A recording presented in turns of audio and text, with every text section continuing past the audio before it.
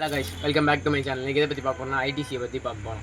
ITC இப்போது இவ்வளோ இறங்கிறது காரணம் என்னென்னா டேக்ஸ் எப்படி அஃபெக்ட் ஆகும்னு கேட்டிங்கன்னா, சிகரெட்டு மேலே போட்ட டேக்ஸு அவங்களோட ப்ராஃபிட்டை கம்மியாகும் அப்படின்னு இன்வெஸ்டர் மத்தியில் இருக்க பயத்தில் ஷேர் இறக்கியிருக்காங்க. ஆனால் ஐடிசிக்கு இதை தவிர்த்து நிறையா பிஸ்னஸ் இருக்குது. இது வந்து பேப்பர் கம்பெனி இருக்குது, எஃப்எம்சிஜியில் இருக்காங்க, எல்லா ஐடியில் இருக்காங்க, எல்லா இதுலேயும் இருக்காங்க.